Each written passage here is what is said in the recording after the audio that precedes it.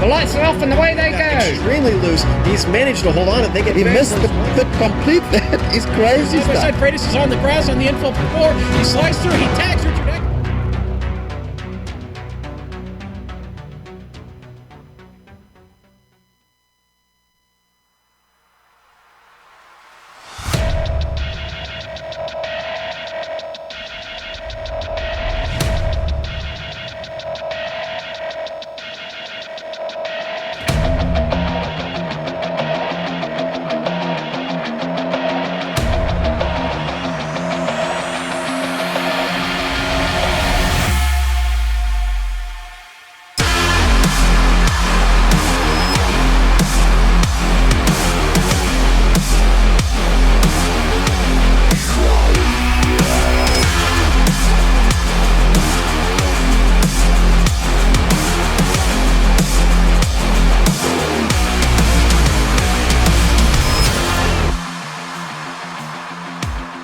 From the cool air of a spring night in Ohio to the sweltering heat and humidity of Florida. But one thing these consecutive races will have in common is dirt. Tonight, the Premier Racing League slings some mud in their trucks once again at Volusia Speedway in Barberville, Florida. We'll find out who comes out on top as we get ready to watch the Barberville 100, round 12 of the American Pool Supply Truck Series, and you'll see it all live on the Global Sim Racing channel.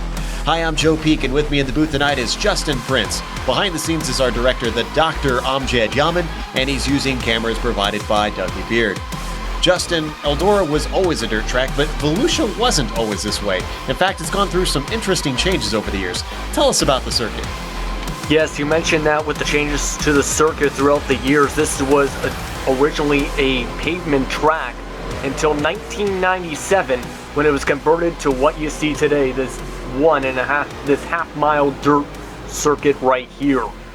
While this isn't the first time NASCARs have driven on this track, when the Busch Series originally ran, when it was a pavement course, this could be one of the first times you see it here on iRacing in an event with the dirt. Of course, though, it is a challenging course to say the least, as you'll have cars sliding through for much of the circuit, tight turns, as well as a very tight turn 4 to compete with. To go into more detail about this as we head towards our 3 heats, let's head into our GSRC lap guide.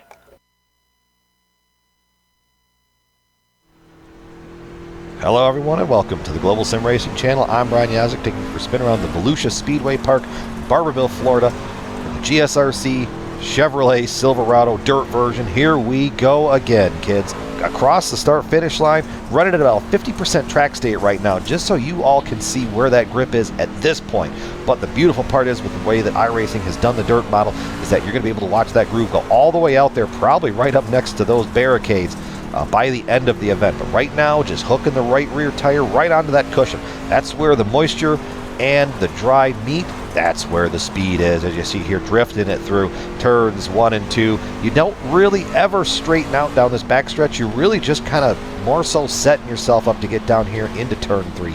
Letting it float, ride the cushion. Don't let it ride too far. You might just kiss the wall, almost like I did, but hey, it's the truck. It can handle it. Back down here into turns 3 and 4 for the final time. Riding up here, you see you don't really get a whole lot of grip up there when the cushion is not there. It's all about finding that cushion. Here we go, struggling for grip up here, letting it roll, hitting the wall, swinging it wide across the line, and that is going to complete our track guide here around Volusia Speedway Park. I'm Brian Yazek. Enjoy the show. As you can see from that lap guide with Brian Yazek, this is going to be a tricky one for them to wheel these trucks around. Certainly see them a little bit twitchy around here. They are already lining up for the first heat tonight. There's going to be 3 heats, and then the main race. These heats will determine their grid positions in that race. And our MP3 Designs Pole Award is going to go to the guy who is starting on the pole here. That is Jeff Ward in the number 89. Second is going to be Paul Pepper behind him. Then in third in this split is going to be Rick Thompson. Don Runkle Jr. will start the race in the 4th position, followed by Jonathan Lawrence in 5th, and Ricky Harden, as a late entry, did not get a qualifying time in, will start in 6th position. So 6 cars out there, Justin, and we saw some very tight racing in these heats, very competitive racing in these heats. What are you expecting here at Volusia with it being a different shaped track with a different type of banking? Well, this is a different feeling track compared to Eldora, because when those 10 lap heats were going on in Eldora, it was basically driving around in a near oval just about. But here, it's of course very much different. You have the D-shape for one, too.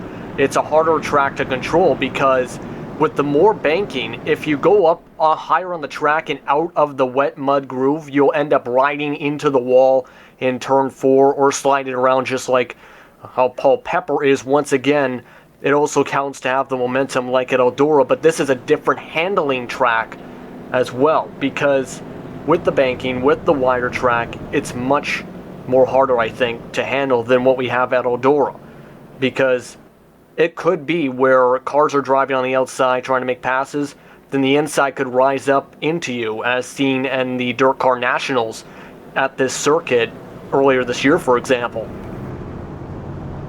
Well, we'll find out for sure how this is going to be driving as Scott Eckrich in the pace truck is going to peel off into the pit entrance and release them. Jeff Ward on the pole. Pace truck peels away and Jeff accelerates as we start heat number 1. Taking up the high side, Paul Pepper trying to get into that second position. A big wobble from Jeff Ward down on the low side. This is going to open it up for Pepper on the inside there, Justin. And Paul Pepper looking to get on that inside and making it work here. And Jeff Ward is going to lose the lead, as that was a bit close. Paul Pepper sneaks by. With a little bit of connection problems as well. Let's see if he can make it through this first turn cleaner than Jeff Ward did. Yes, he does. Tries to carry the momentum on the high side. Jeff Ward also stuck up there as Rick Thompson tries to take it on the low side, making use of this wet and fresh track here in this first heat of the night. It's going to get used up. They go 3 wide and they come together down the main straight. And that was almost like a sandwich there, as you'll expect to see that with the dirt racing here tonight.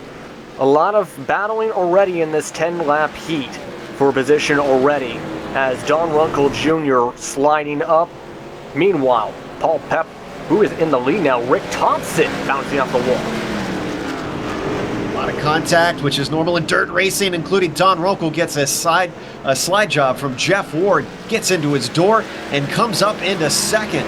It's amazed that they managed to get through that situation as Don Runkle comes back into him with another slide job, returns the favor, but it sends them both backwards as they get overtaken by the likes of Jonathan Lawrence and Paul Pepper. Oh, and it looks like Lawrence gets turned around. They're going to throw the caution on this. Looks like they're staying green.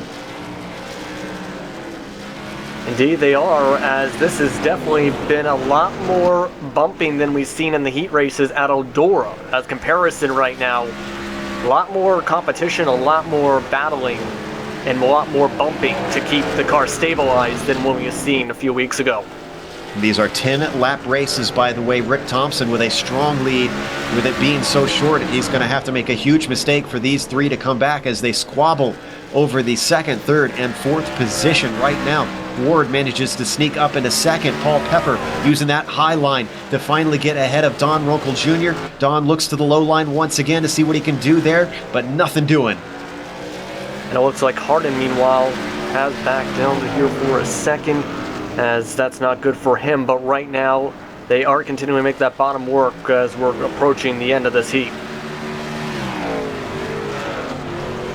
Finally, Jeff Ward getting himself some space and streaking away into that second position. Pepper still under threat from Don Runkle Jr., still working that low line through 3 and 4.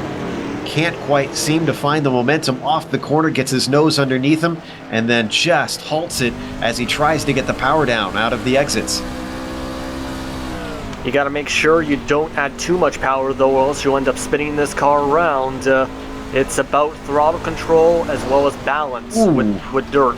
And as we rode on board with Runkle, you saw just got a big old slap on the exit of 4, but he might not hurt him too much as Paul Pepper way wide as Runkle slides in from the side. They come together, trying to figure out who is going to come home in third on the podium here for the first heat. Who's going to get it?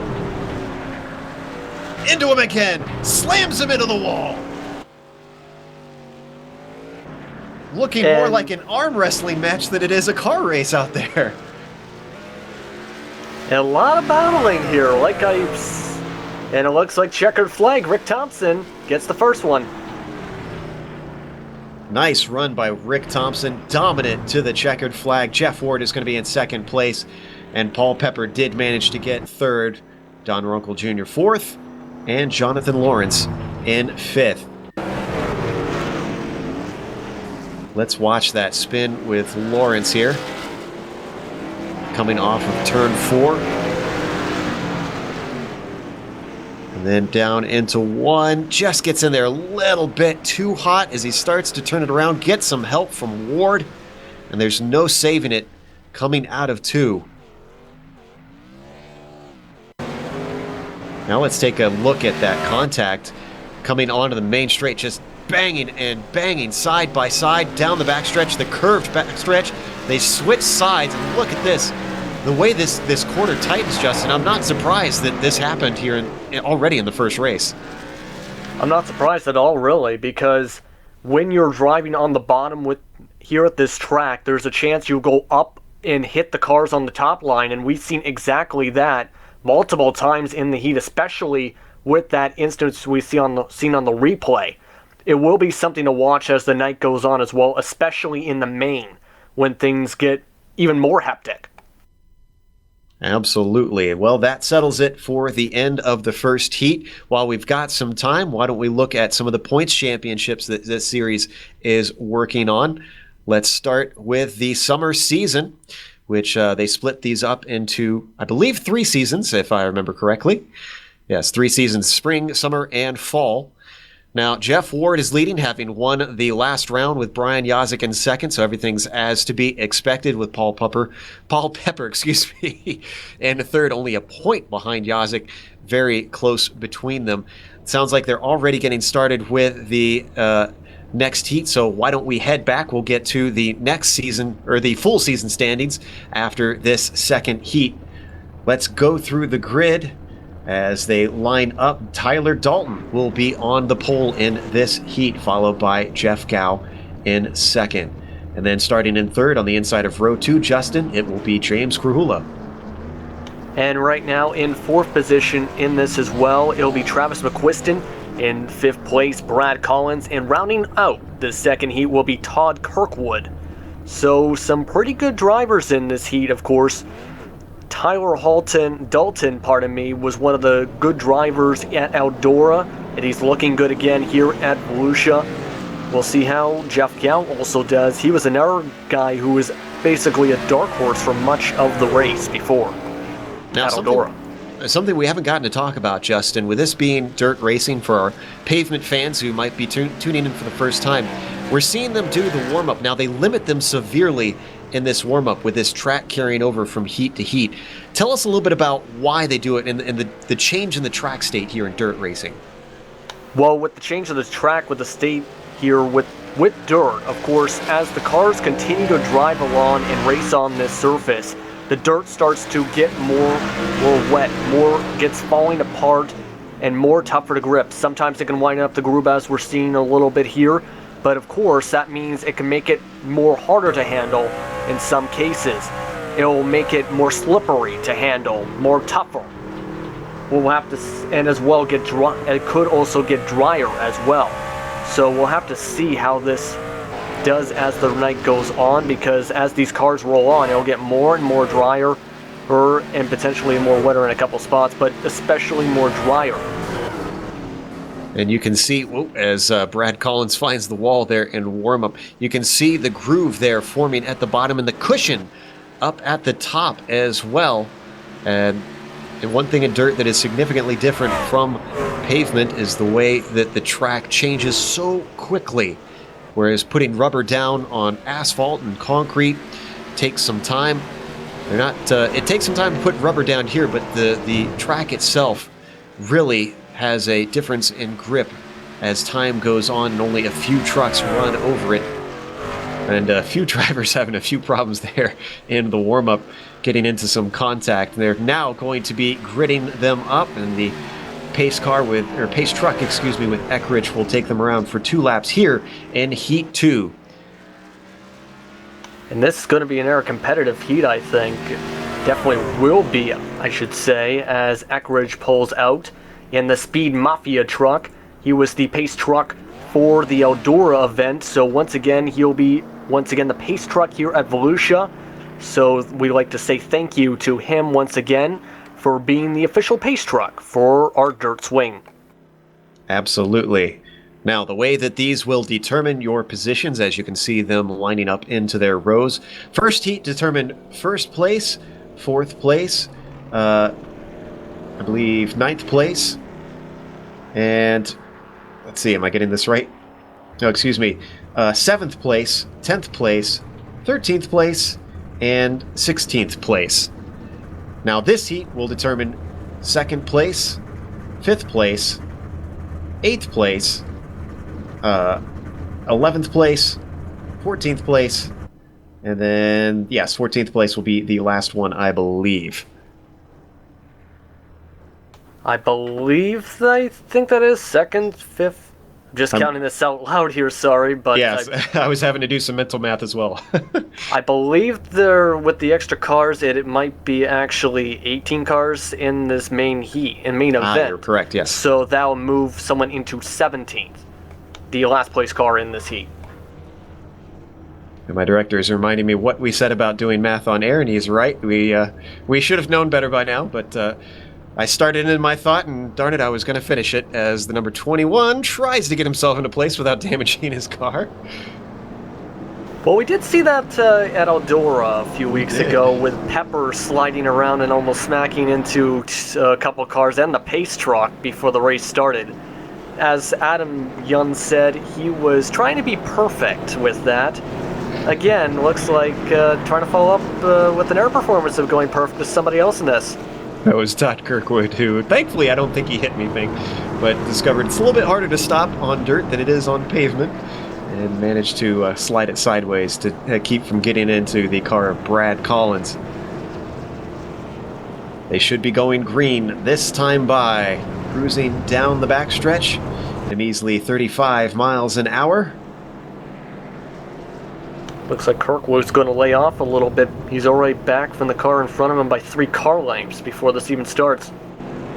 Jeff Gow going to lead the way as the pace truck pulls off. He gets a horrible start. Car on the outside, much better. So into the lead goes Tyler Dalton, the number 19, looking very strong, coming through 1 and 2 and already stretching away, Justin. Well, he looked good at Eldora. He's continuing to look good here, just off to a running start. That outside line's the fastest line here at Volusia, and he just took advantage of it right from the start.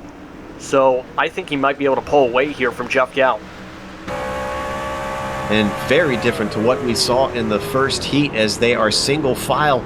Little bit of a run there towards the back as Brad Collins tries to get up on Travis McQuistion, loses momentum off of 4. Very much processional racing in this second heat.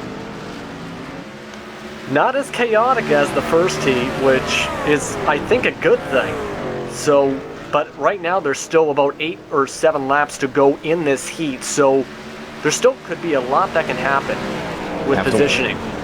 Absolutely, and you have to wonder if the line forming in the track is causing it to be a little bit more processional. Remember, they started on a completely fresh track for the first heat. This time around, they've got a cushion in, and they all seem to be running that similar line just at the edge where the grip can be. Your leader is still up at the front, Tyler Dalton, followed by Jeff Gow in second place, James Krahula on the podium spot in third, Travis McQuistion in fourth, and starting to trail behind the number 67, Brad Collins, dropping off. And it looks like right now they're just all dialed in as the heat continues to go on.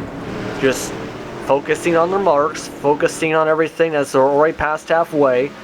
As Brad Collins seems to be struggling a bit as he continues to fall back, already just about half a track back.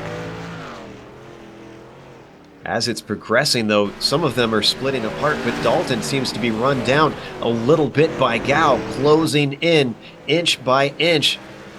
Same thing with Krahula, kind of holding them accountable. He dropped off for a little bit, but has now closed that gap back in. But Krahula goes way high, takes a risk up on the high line to see if he can get anything about that. But it has not paid dividends as he falls into the clutches of Travis McQuistion in fourth.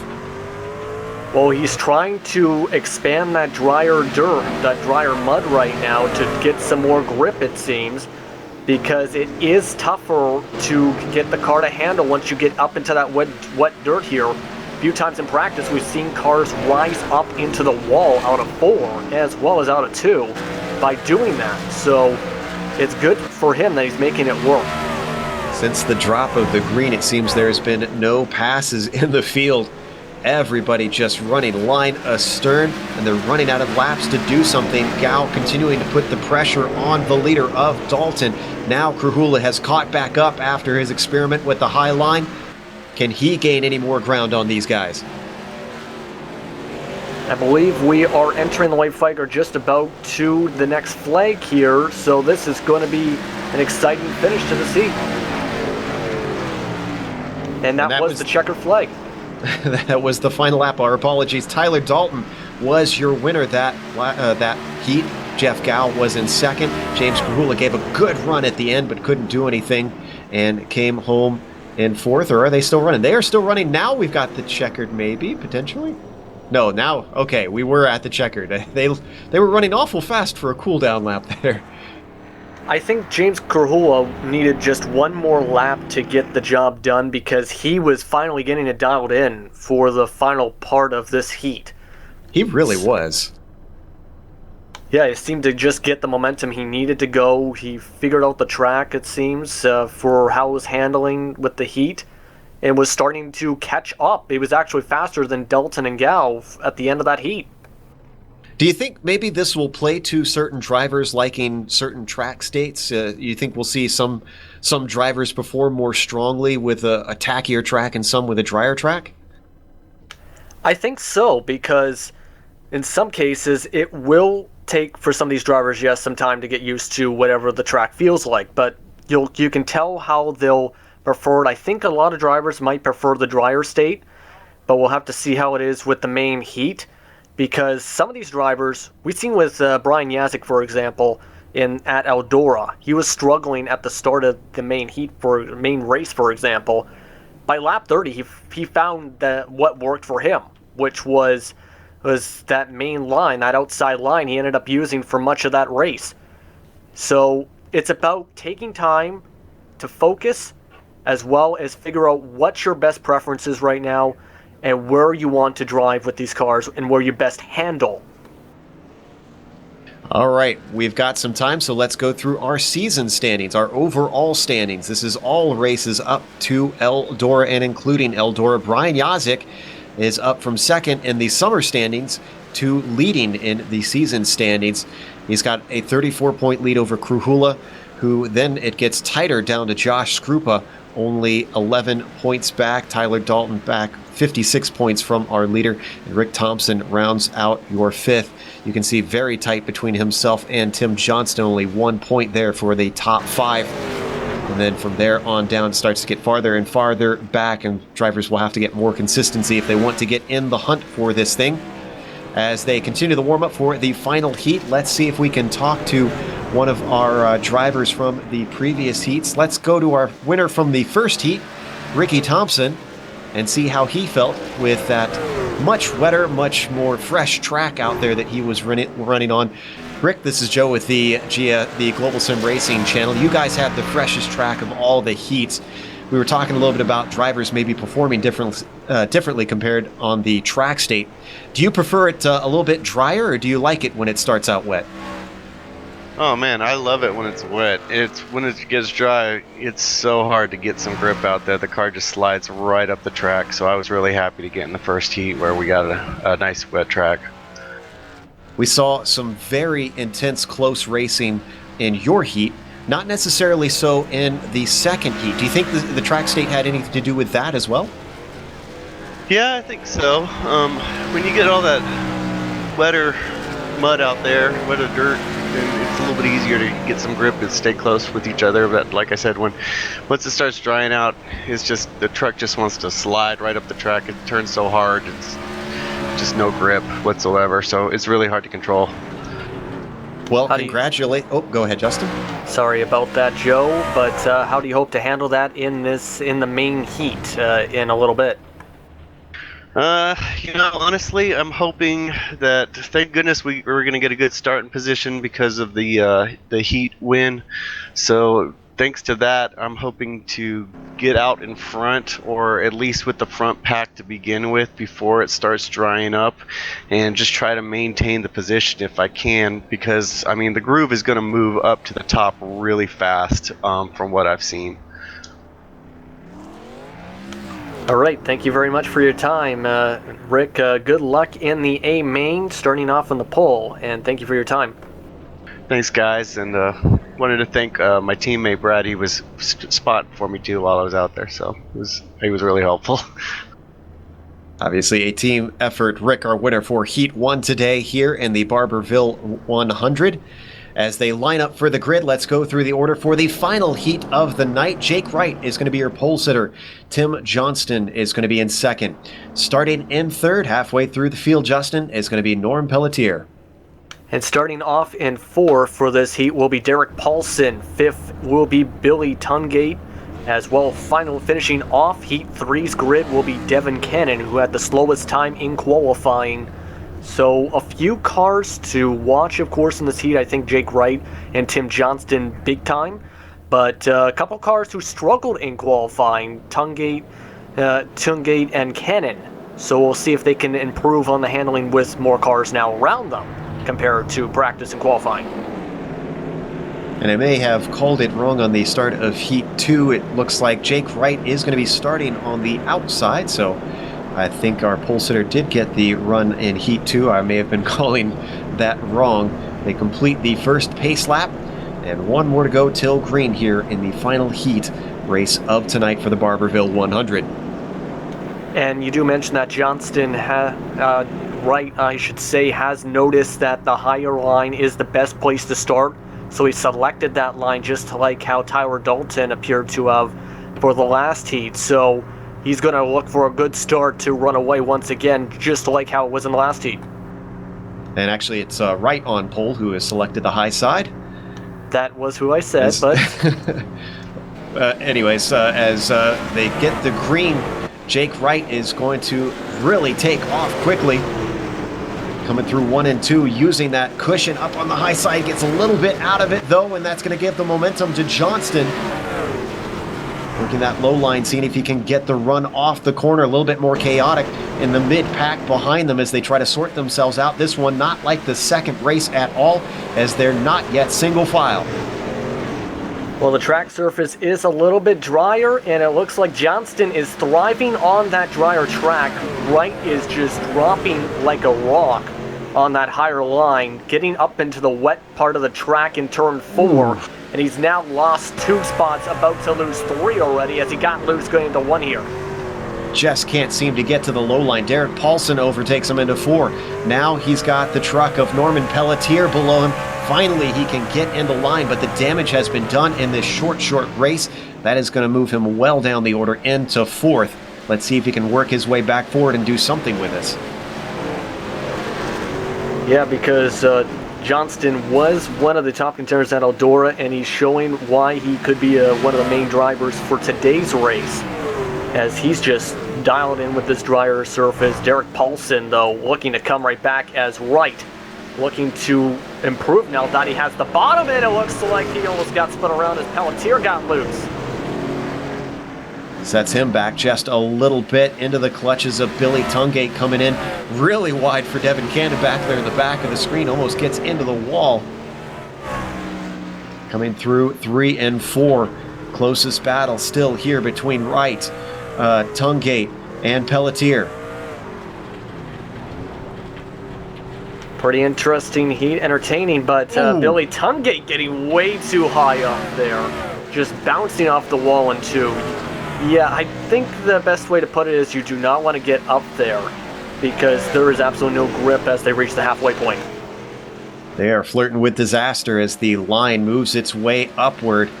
They're going to be grateful for a fresh track for the A main. Or, well, for the full main, I should say.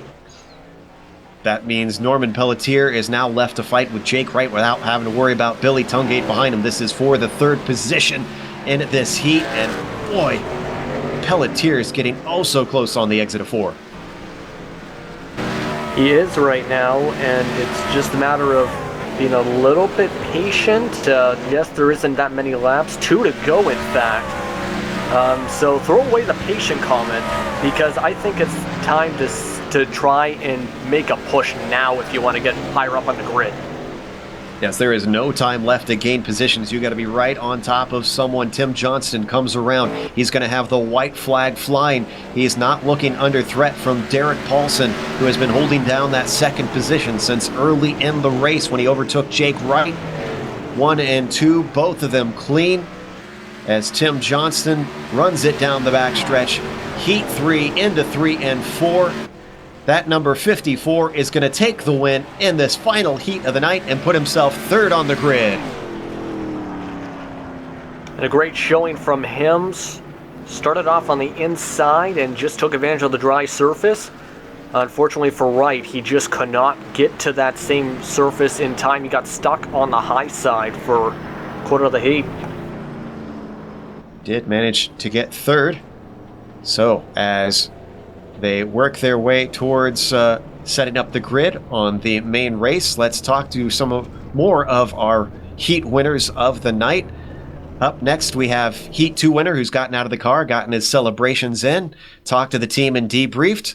Let's talk to Tyler Dalton on what was a dominant win and not as exciting of a race in the first heat. But Tyler, I take it you're not too disappointed that it wasn't as crazy as what you saw in Heat 1? Oh, definitely not. I was watching Heat 1. I told my teammate James Grahula back there, I said, "You see what they're doing? Let's not do that." Don't blame you on that. We heard a little bit from our winner in the heat first heat race on what his thoughts were about why the racing was so different. What's your thoughts? What do you think contributed to everybody being so single file? Well, I think a lot of people saw how hectic Heat 1 was and sort of was a little bit nicer in Heat 2. Me personally, my goal was to get out to a lead on the start like I did there, and then pretty much just not make a mistake, just running about 95%. And how do you hope to not make a mistake in the A main now, as you'll be starting off in second alongside Richard Thompson? How do you hope to go from 95% to what should be 100 to 110% with the points on the line? Well, if it's like Eldora, you don't wreck on lap 10. Yep, that is a good way to go. So how do you hope to manage the chaos around you when the main starts? Honestly, just speaking for myself, I hope everyone gives some room, because the track's going to change drastically as the race goes on.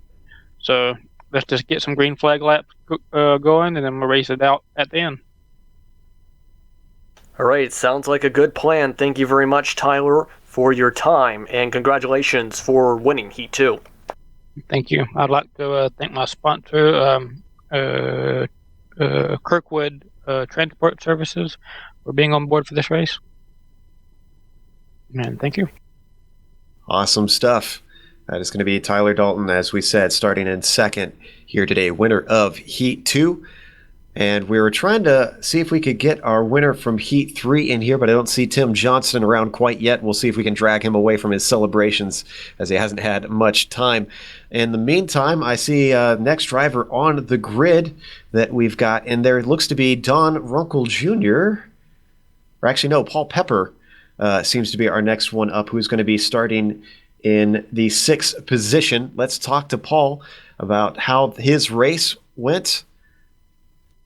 Paul, first off, starting on the outside of row 3, so you're definitely going to be in the thick of things. Are you at all worried about this start being a little bit dangerous with so many cars around you?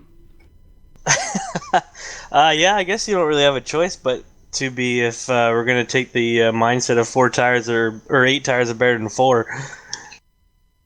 That's true. We'll give you a little bit more grip out there. And speaking of grip, the main race is going to be quite a bit longer, and I would expect the track to change much more drastically. What are your thoughts going in on strategy as far as line goes from the start to the finish? Do you have a way that you want to attack it, or are you just going by the seat of your pants? I think at the start, you're going to want to run the bottom like a lot of those guys were in the earlier heats. I saw Jeff made a lot of time up there, and then as the track wears, you're going to want to get up top. And then it does a real weird thing going into 1 and 3 where it patches up. You get a couple real slick spots there, and you have to really manage getting around those slick spots as the track wears. But I think I got a plan for it. I'm just not going to tell everybody about it. I can understand that. Yes, I think I can understand that too. That was going to be my next question about what you were going to say there. But essentially, of course, there could be a lot of chaos coming around you, of course, with tonight's main, as you've seen during Eldora's race. So how do you hope to manage that here at Volusia? If you can get up there with the guys that are used to running up front, then I think you'll be okay. You'll be raced respectively. But I mean, you get around some guys that are running up front that aren't really used to being up there, then you got to pretty much expect anything. But there's a lot of talent in the field tonight, and I'm sure it'll be a lot cleaner than everybody's expecting it to be. Of course. So basically, of course, how do you feel about your car? Completely, your truck, I should say. How do you feel about your truck? It's okay. I'd say it's a top 3 truck. I don't think anybody's going to touch the 89. That's for sure. Jeff's got this dirt stuff figured out, and he's got some momentum from his cup win. So I don't know. We'll see. A top 3 for sure is in the books, but it's all going to depend on, like you guys have mentioned, the chaos that goes on around you and how you manage it. All right. Thank you very much, Paul. Hopefully you have a good race. Paul Pepper starting off 7th in the A main. Thank you very much. And with that, it sounds like the grid has been finalized, so we are going to take a short break as we get set up for the A main final here in the Barberville 100 for the Premier Racing League.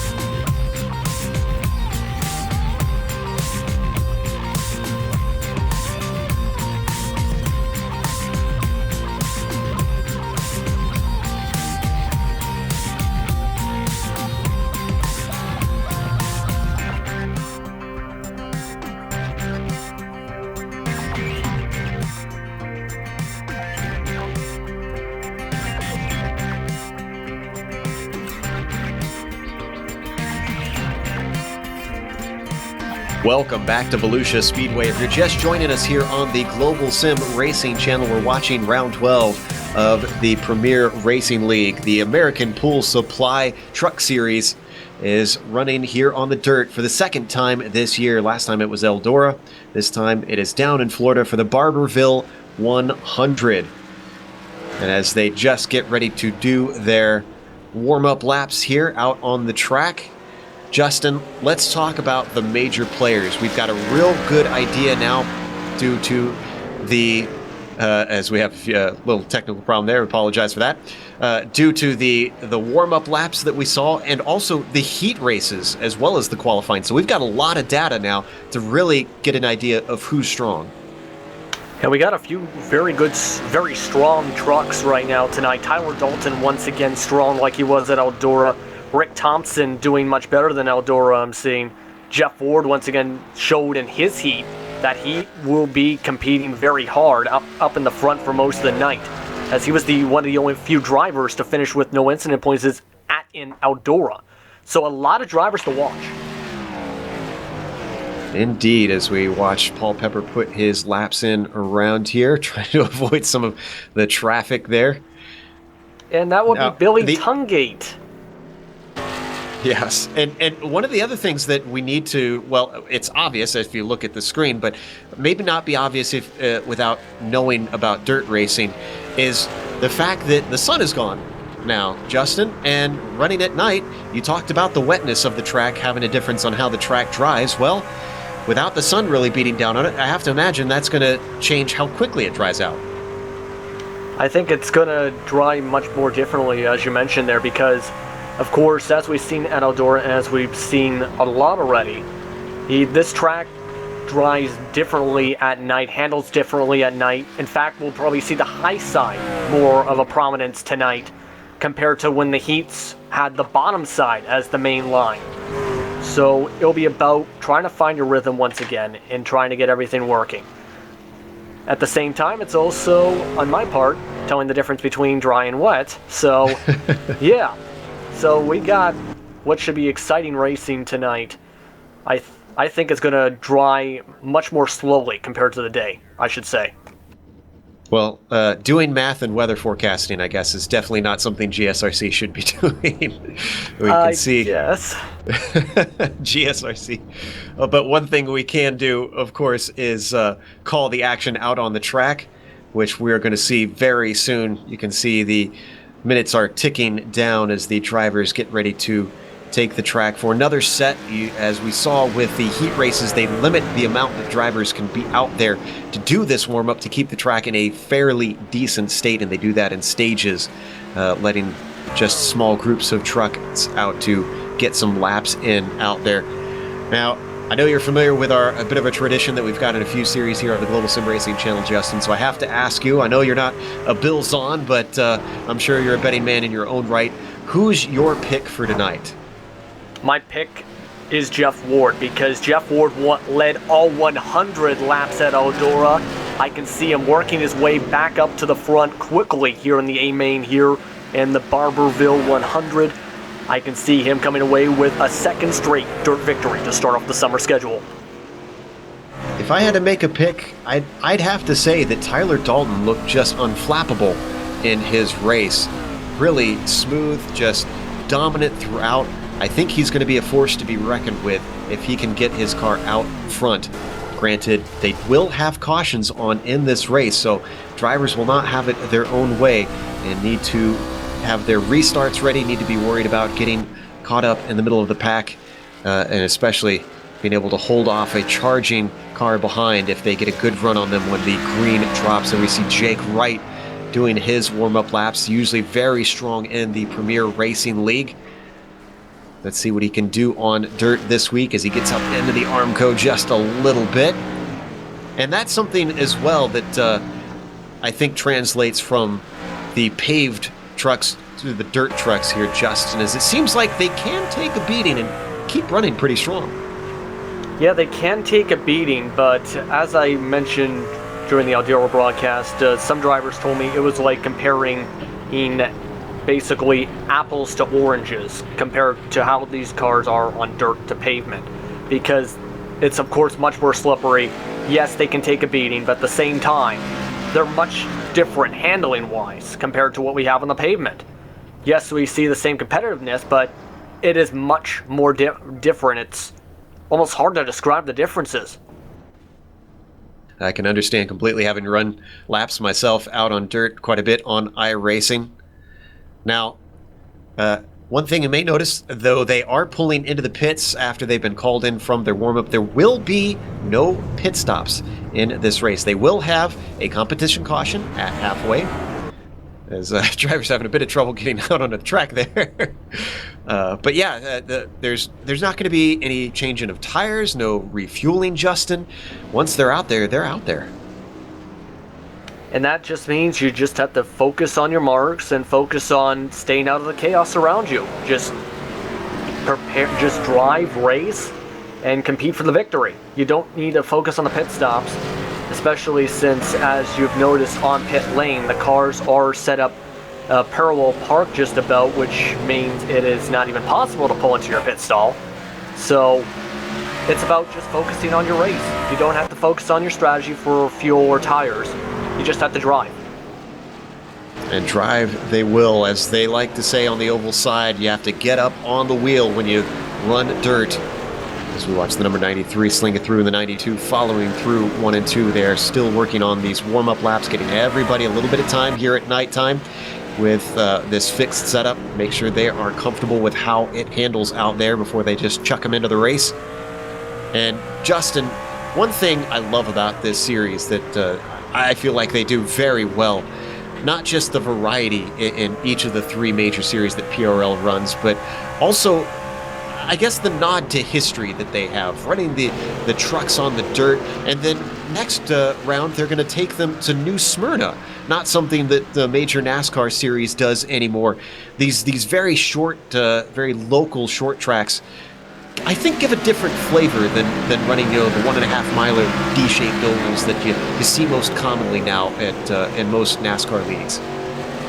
I think so, because it's going back to the grassroots lands for tracks. It's going to those smaller markets where the truck series was originally started and ran in during its first years. So I think it's a good idea to do exactly that here with the American Pool Supply Truck Series. Go back to the grassroots, go to those smaller tracks where you usually don't go to on the main circuits in the Cup Series or in the Xfinity Series in real life, or now in the Truck Series in real life as well. So I like having that kind of feel, going to the smaller tracks and small markets. It changes things up and makes it less predictable in some cases, because in some of these cases, it'll be the first time some drivers might be going there compared to a cookie cutter. Yeah, and that kind of levels the playing field, I would say, which is pretty awesome, as you can't have specialists as much as the places they're used to. And it gives it a great flavor, this series, a unique flavor that sets it apart from a lot of the others that we see out there on iRacing. Not to say that the others are bad. They can be exciting, but sometimes you'd want something just a little bit different. Now, what we're going to do is something very special here in the Premier Racing League. They do this only on the dirt tracks. It is the 4-wide salute, Justin. And the 4-wide salute to thank all the fans in attendance, or the virtual fans in this existence, pardon me, as this is something they did at Eldora, and it was exciting and very emotional to watch. It is the same situation here with tonight, with all the drivers taking part. Something you definitely like to see, as long as you don't bump each other in the back bumpers. And I believe they have perfect numbers, as Tyler almost had it 4 wide for all of them. We were going 5 wide there up at the front. I think Tyler Dalton's trying to get into the line here. They're trying to organize the lines a little bit. And it looks like they are telling him to go to the back. Yeah, they're getting him in line, and we're just about perfect here. We're going to have one final row of 2, but otherwise, look at this. 4 rows of 4 and a row of 2, saluting to the fans here at Volusia Speedway. Beautiful stuff out there. All nice line astern, 4 wide. They're going to do one more lap around like this, then they're going to be let go for just a little bit more warm-up. 4 minutes here on the clock until we go green for the Barberville 100 at Volusia Speedway here on the Global Sim Racing Channel.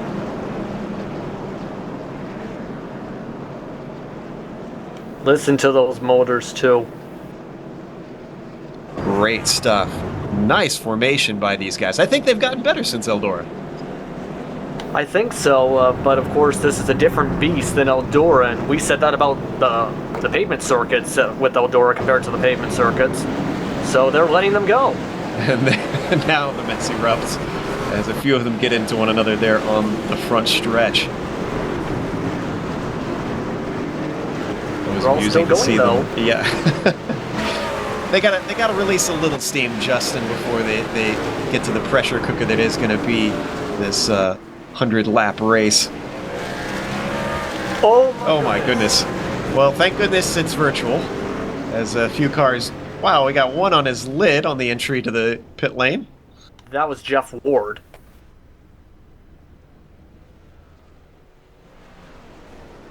And speaking of it being virtual, one thing we should talk about, Justin, is the difference between running dirt in the real world and the virtual world. There's so many of your senses in the real world that these drivers can't necessarily rely on when running close and side by side here in the iRacing world.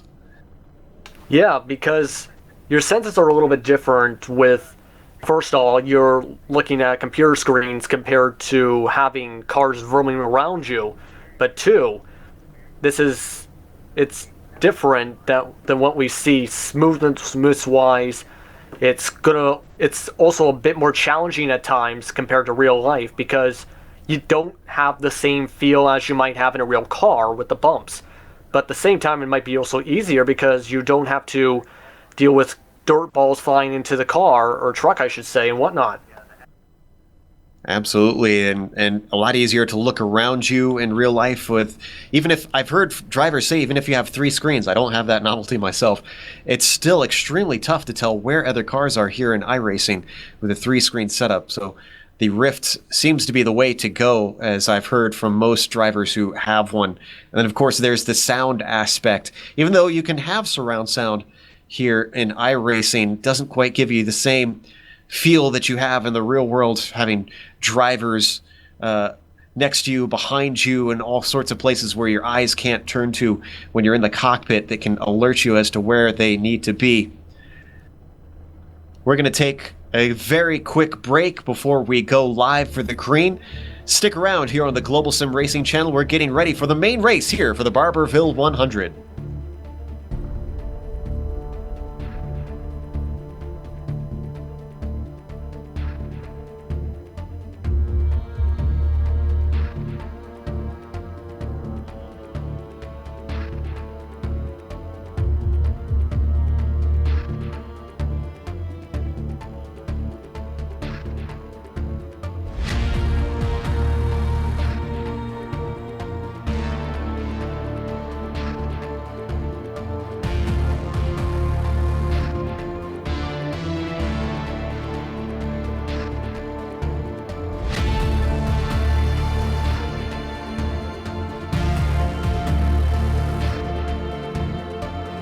Welcome back to Volusia Speedway here on the Global Sim Racing Channel. As we said, we're getting ready to watch the Barberville 100. Before the cars take to the track, let's take a moment for the national anthem.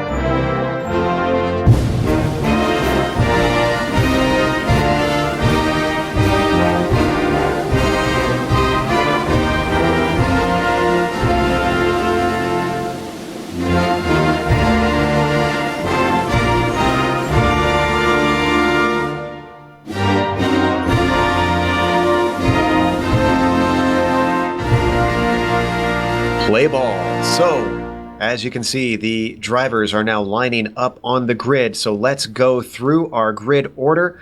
On the pole, it is going to be Rick Thompson won the first heat. Tyler Dalton is going to be starting on the outside of row 1, Justin. And in row 2, Tim Johnston will be set up alongside Eldora's winner, who led all 100 laps in that event, Jeff Ward. Row 3, Jeff Gao along with Derek Paulson.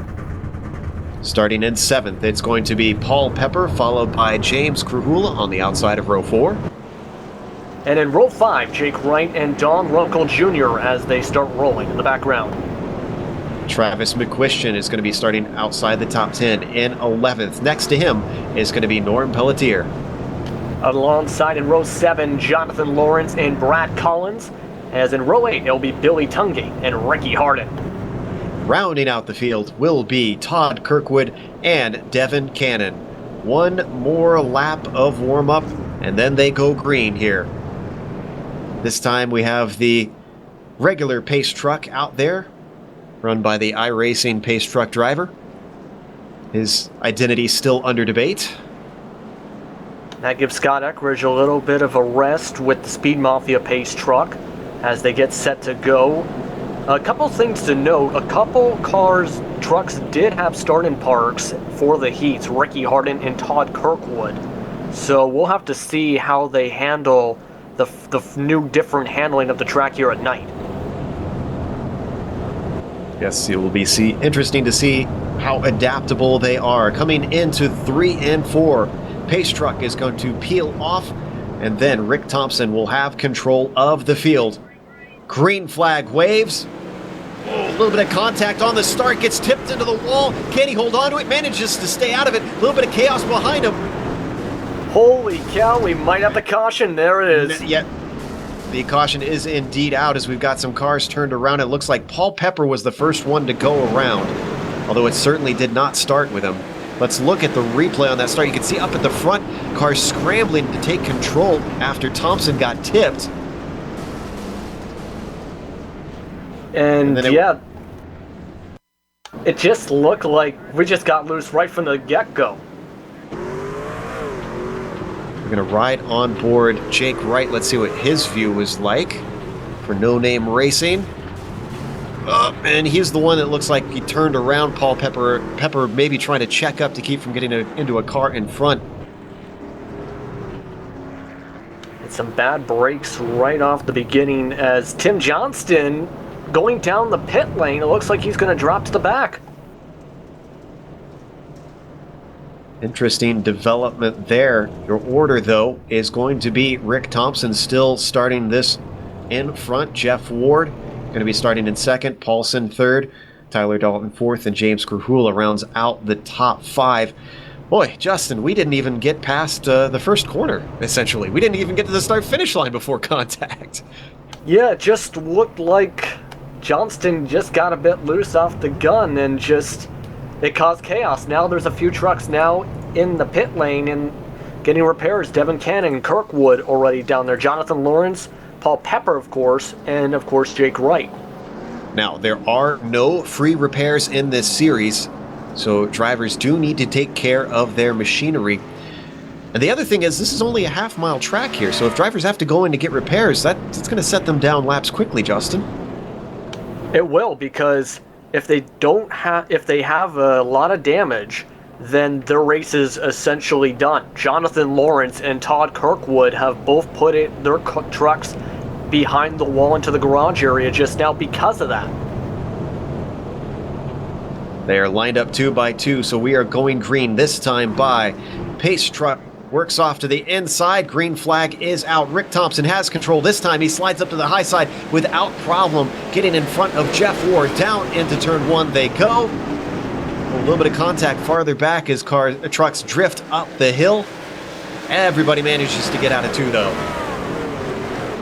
And it looks like Ward looking to poke around Thompson, can't get it. But right now, everyone's just trying to feel out this track, of course, with the start of this main race. Different handlings compared to the heats. It'll take some time to get some momentum going for some of these trucks. A little bit of side-by-side action between Don Runkle and James Krahula a little bit farther back in 7th and 8th. Oh, a little bit of contact in front of them as well. Cars scrambling for position. Look at the chain reaction as they all come together.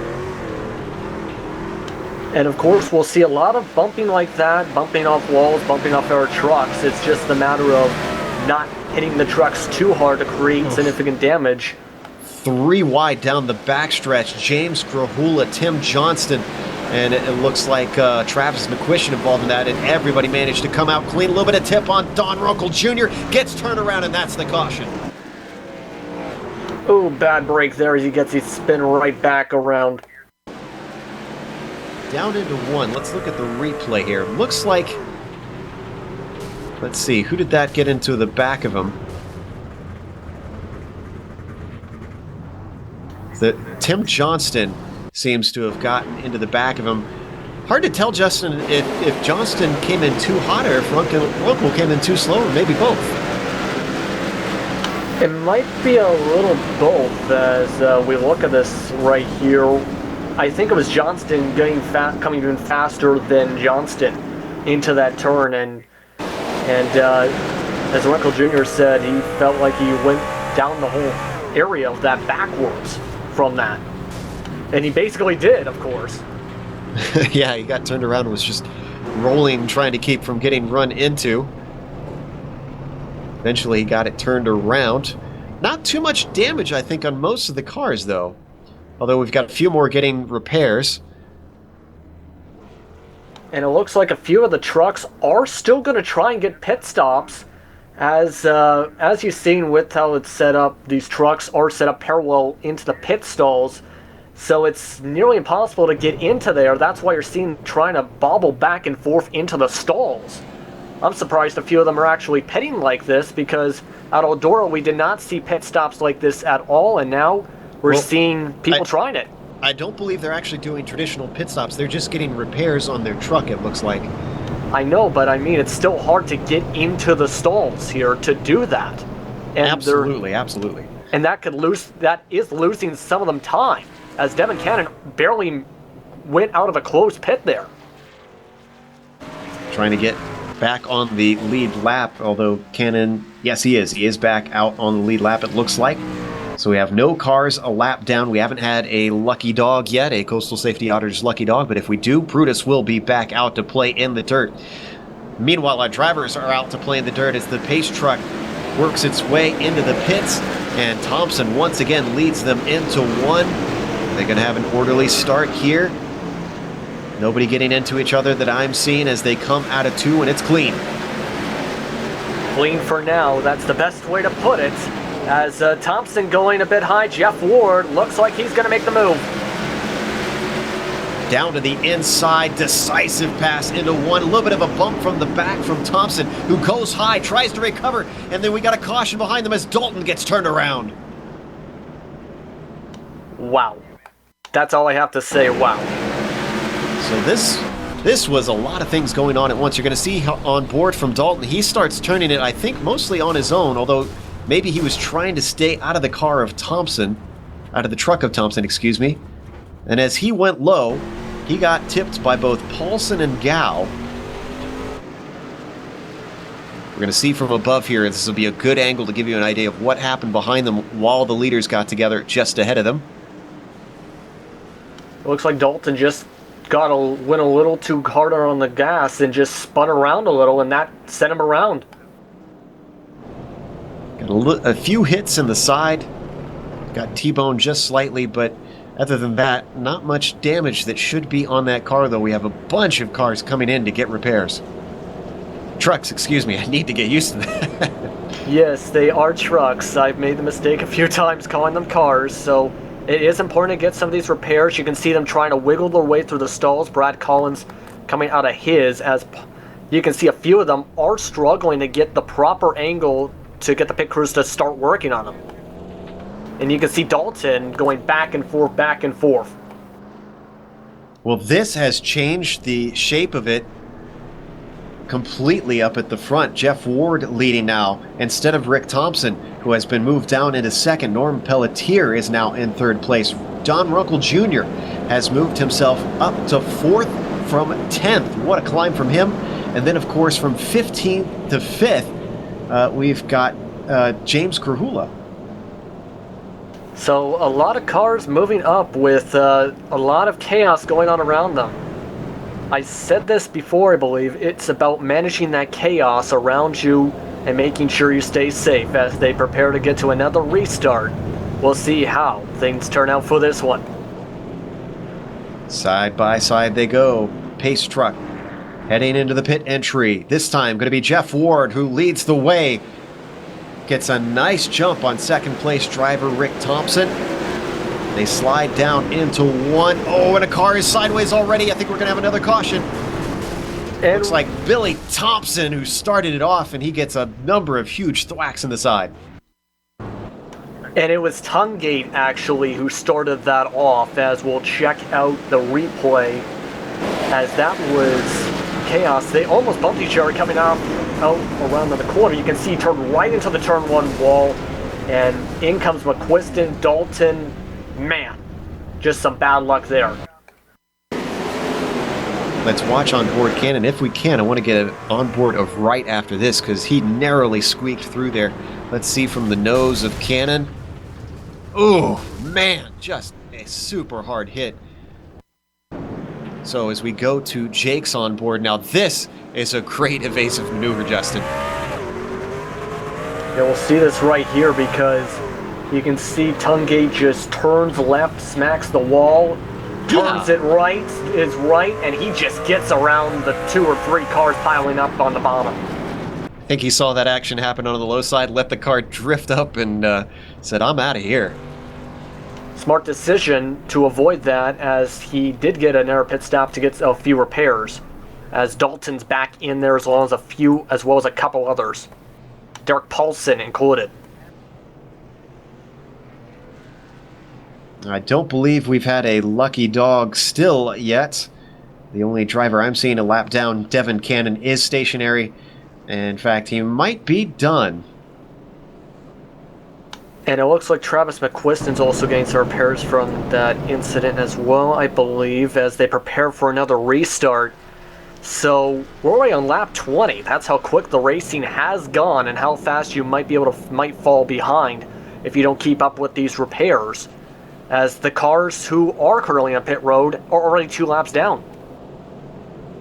Indeed, despite all the cautions, we're a 5th of the way through this race. Let's see if we can get some green flag racing, though. We had one good sprint in there, and since then it's been yellow fevered.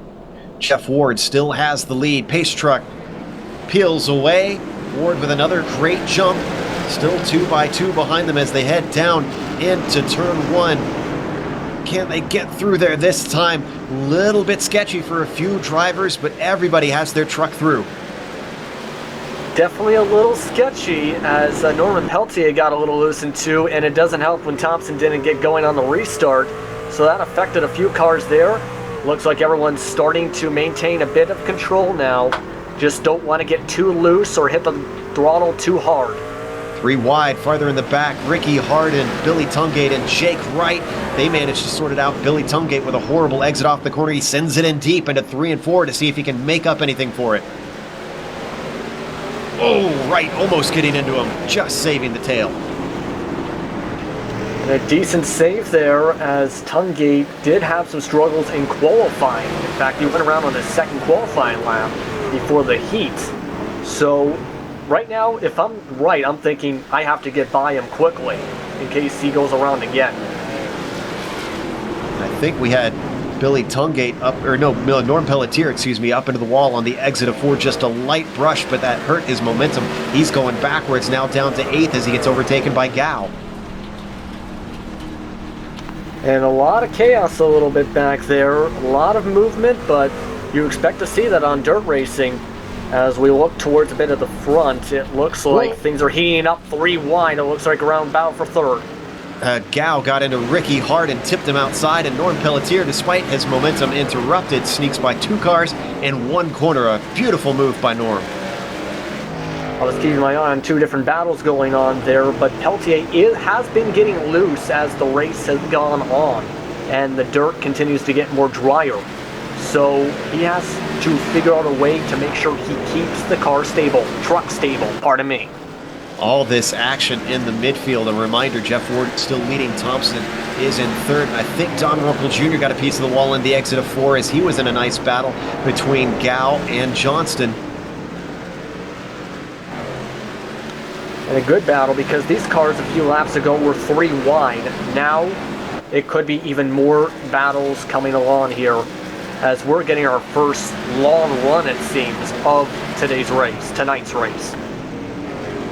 And who's going to be good on that long run? This is going to eat up the track a lot quicker, dry it out, and cause that cushion to raise up to the high side. Who can adapt as we watch our leader start to streak away? 2.5-second lead over Rick Thompson.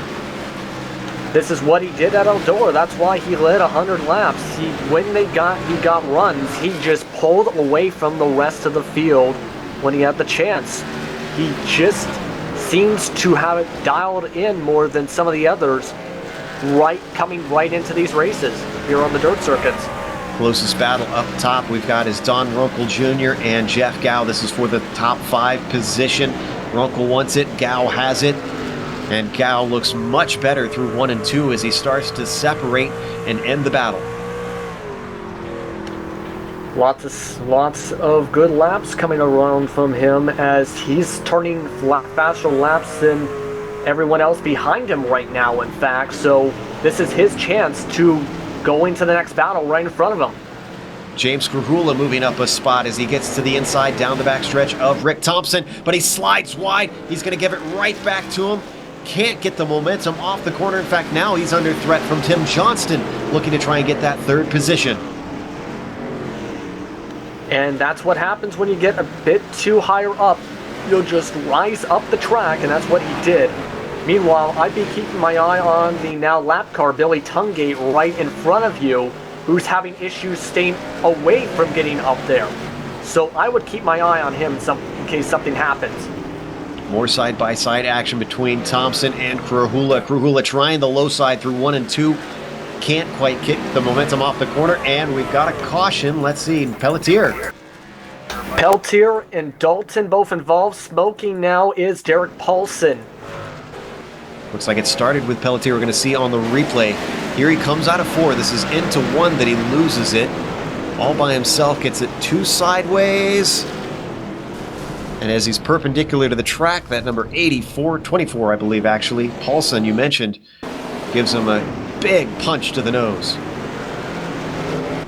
And, well, Pelletier, about 10 laps ago, had, like I mentioned a couple times now, like an alarm clock, said he was loose. That's that looseness coming alive there, and bam, wow, Paulson. I think his motor's done for the day. I think his car is done for the day, if we're honest. That Mad Dog machine probably is not going to be getting back on track. Now we're hearing that Billy Tungate is going to get our coastal safety auditors. Lucky dog. Let's bring Brutus out to play in the mud for just a little bit, see if he can dig himself up a bone.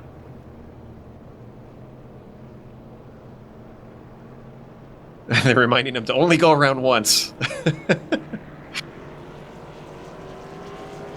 So, Billy Tungate working his way around, should reach the back of the field, be back on the lead lap now. He was only 1 lap down. Jeff Ward is going to lead the way back to the green. Once again, he's led the most laps of this race at 23 so far. You were talking about how dominant he was in Eldora. Could he repeat, Justin? I have a strong feeling he can. As long as he keeps doing what he's doing, he'll be able to do that. It's just, what are the trucks behind him going to do to adjust? Pace truck coming around 3 and 4. They're lined up 2 by 2, which means they're going green this time by. Truck is in, and Jeff Ward gets a decent jump, not as good as we've seen on past restarts. Thompson to the high side. Can he hold on to that 2nd place? James Krahula looking a little bit squirrely. Gets Don Runkle Jr. into the back of him. They're going to go 3 wide as Runkle Jr. trying to recover from that moment. Whoa, and close up at the front is Thompson. Did he make contact with our leader? He almost gets into the wall out of 4, Justin. That was very close to getting contact. Ward just seemed to take the corner a little bit too strong. Almost brought himself around and almost hit the turn 4 pit entrance wall, actually. So he's got to make sure he doesn't do that again. He's getting a little bit more looser now. Oof. Very tight between himself and James Krahula coming through for a lot of trust between those two, but it's Krahula who carries the momentum off of turn 2. That's going to move him up into the 2nd position. And a good battle right behind him, 3 wide now. Big bobble, though, from Jeff Gow, who tries to recover. Ahead of him, the battle for 3rd is now between Thompson and Johnston. And it looks like Johnston's going to make that bottom work, come up right in front of Thompson and make the pass, as it's 3 wide right behind them once again. Johnston looking very strong on the low side, something we haven't seen as much with drivers trying to ride that cushion. Gow almost getting into Thompson, who's been going backwards since the last restart. Something is wrong with the truck, or maybe potentially he doesn't like these track conditions. That's a possibility that it might actually be those track conditions. He mentioned that he had a preference with how the track feels. And hold on 1 second, Hardin and Pepper bumping right behind. Good job by Pepper keeping the truck from spinning around as he got clipped in the tail. Hardin still working that low side behind them. Norm Pelletier licking his chops, wondering if he can get a piece of this and gain 2 positions in 1. Almost contact once again between Pepper and Hardin. Now they come back into 2. Hardin way up the track. And the slide job doesn't work as Pepper takes the position. And Johnston is go ahead. I was going to say, look at that battle up in position 2 now, because Johnston, Gow, and Krahula all fighting away. And, oh, that was close. Oh, and Krahula's in the wall. Goes in too hot to the corner, trying to stay out of Jeff Gow.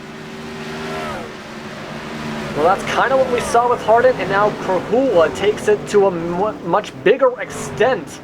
Wow. Still no caution as everybody manages to continue on. That's going to let a battle continue behind them as Paul Pepper was working on James Krahula but couldn't get past him. Puts him into the clutches of Rick Thompson, who's trying to make up for a horrible restart. And Thompson right now, you have to wonder what's going through his head right now. His times are right now at some point 7/10 off the drivers around him.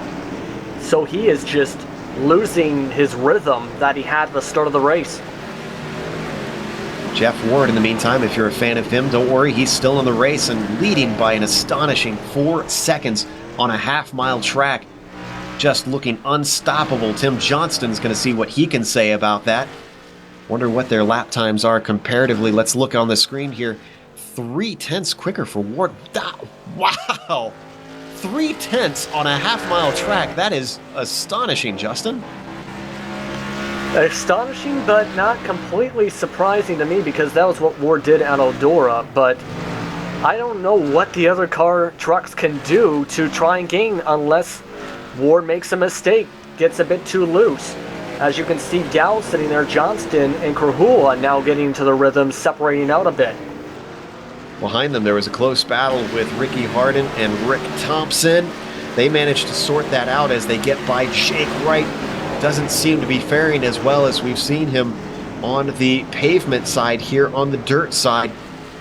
Now they get themselves single file, so your order is going to be 5th, Paul Pepper, 6th, Ricky Hardin, 7th, Rick Thompson, and 8th, Jake Wright. And looking back at 9th, caution is got a caution. out. That is going to be Pelletier. This is in 3 and 4, and once more it is a single car incident. See on the replay as he comes off the curved back stretch, too much tail into it, and that number 56 swaps ends. So I think he has to figure out a way to get the handling back into this, because now it's about lap 50, meaning we're at the halfway point. Isn't that right? Indeed, which means it's time for American Pool Supply Halfway Award, which is going to go to Jeff Ward, who led the way for the bonus points. Top 10 get bonus points in this series at the halfway mark, depending on where your car is. So I believe our lucky dog should go to, well, I don't think we're going to have one, actually. Tyler Dalton would have gotten it, but he is in the pits. Paulson would have been next. He is also getting repairs, obviously, with a blown engine. Pelletier was involved in the incident, so I believe there is no Coastal Safety Auditor's lucky dog this time around. Yep, as it looks like they're going to set up to go 2 wide in just a few seconds here as they come to 1 to go. Already just 12 trucks now in the lead lap. So with halfway of this race already done, there's still a lot of time for some of these drivers and their trucks to make some adjustments driving-wise to come back into this, to catch up to Jeff Ward. Indeed, let's run you down some of our DNFs. Jonathan Lawrence, Todd Kirkwood, Travis McQuistion, Devin Cannon, Derek Paulson, and now it looks like Tyler Dalton as well are all not going to be able to restart this race. Oh, as I say that, Paulson is now heading out. And so has Travis McQuistion. So, call me a liar. As we go 2 wide, with the pace truck now heading into the pit entrance. Jeff Ward gets the green flag, gets on the loud pedal nicely. In fact, a horrible start from Tim Johnson is already to his inside. Jeff Gow tries to go low, but he doesn't carry the speed well. They stack up as our leader also doesn't carry the speed well. Going 3 wide through 2, they somehow manage to survive. And they are surviving. Kohula coming up into Johnston, and this is a little bit chaotic right behind Ward. Chaotic behind Gow as well, as he is just ahead of a bee's nest of trucks. The number 54 of Tim Johnston just sneaks by James Krahula. He get himself into the 3rd position. Now they're finally sorted out, and as I say that, maybe a challenge from Johnston on Gow down into 3 and 4. And it looks like Gow's getting a little bit into the wetter mud on that high side. That could be, hold on, Johnston coming up. Wow. Bit of a punch into the tailgate from Krahula. Oh, 3 wide down into 4. Krahula on the high side. Harden down low around Johnston. They come out of that one clean as well. Some nice hard racing. I am impressed with how many 3 wide situations they've come out of clean here in this series. And as I say that, we've got Tim Johnston around in turn 2. Paul Pepper calls out, taking responsibility for that incident. And that is a very quick caution now, as we'll take a look at your GSRC replay. As look at this, Johnston just was driving fine and just gets spun around. Yeah, pretty cut and dry. Just a touch to the left rear quarter panel. We're going to see it from another angle. And without the grip there, the 54 finds himself facing the wrong way. I kind of wonder if Johnston went a little bit too hard and was slowing up, coming down the track, which caused Pepper to come into him. It looks like that might have been the case. Well, not that I think it'll help his position much. I think Travis McQuistion should get the lucky dog. We'll wait to confirm that. He's 34 laps down. This will put him 33 laps down if he gets a lap back. Hey, that any little thing helps, even if it doesn't matter much in the standings. Never give up. Yeah, absolutely. Especially since Paulson and Dalton... Oh, hold on 1 second. A little door-to-door banging for Krahula and Harden. Oh, and we're hearing that James wasn't happy apparently with something that happened in Monza, and he was given a little bit of thank you for that. They of go course, now. That's light-hearted between them. They don't tend to hold animosity in this series. These guys are pretty close. So it looks like he's not going to get his lap back, Travis McQuistion. Yep, no lucky dog for this. And there was similar playfulness with Brad Collins and a bunch of drivers during warm-ups for the heat before qualifying. So that shows the lightheartedness with some of these drivers as they get ready to go green. 41 laps to go, going to be 40 to go at the line. Green flag comes out. Jeff Gow with a great jump off of there. He is going to go into the lead with Ward around the outside. as we've got a challenge from Harden down low, the number 15, trying to carry his speed off of there, but he's pinched to the bottom, can't make it work. And it looks like everyone's realized the way to get in front. Ward has been struggling the past few restarts to get going, so this could be everyone else's chance to get the lead back from Ward. We got a caution. Is that Collins? That is Brad Collins. Also had another truck involved in it. Looks like that is going to be the truck of Tim Johnston. And Johnston's also put his truck behind the garage with that too. Collins just got spun around and around on that. Both of them making contact with the inside wall are going to ride on board with the Speed Mafia driver Collins. He's lucky he didn't clip those yellow tires on the pit entry. One of the more precarious things, excuse me, of these short dirt tracks, I guess, Justin, the way that they've got these tires and little open ways in the walls that can kind of catch you out. Yeah, I'm surprised no one has really caught them yet while trying to make a move, because I've seen that happen a couple times when everyone's was trying to get a feel of the track about a couple hours ago during practice. You got to be careful to not hit that, of course, because of course your motor will get destroyed, for one, and two, you'll end up causing a caution. But to the point, it is a lot of those details that show the grassroots feel of these kind of tracks, rather than just the cut and dry standards we see at a lot of tracks today, like a Daytona, not a Daytona I should say, like a Michigan or a Chicagoland or a Kansas kind of a setup or a feel. So what you're saying is they're not going to get the FIA level 1 safety rating on these tracks? Yeah, that's a good way to put it. Actually, that is the exact way to put it. I was trying to figure out a way to describe it, and I think you just hit it. All right. Well, Jeff Ward is going to lead them away. He takes the low side Gow up to the high side this time as they go too wide for the restart. Once again, just behind the iRacing pace truck. Lap 65 here. 36 to go. Going to be 35 when we take the green. Off of turn 4. Pace truck peels away one more time. Jeff Ward has control, gets a really good jump on it. James Krahula is bottled up behind Gow, though, in the 4th position. Can't go anywhere despite the speed. Tries to stay out of that left rear quarter panel. Ricky Harden gets into Gow as well. Going down to the low side, taking advantage of the run off the corner. 3 wide on the inside. The number 4 of James Krahula goes into 2nd.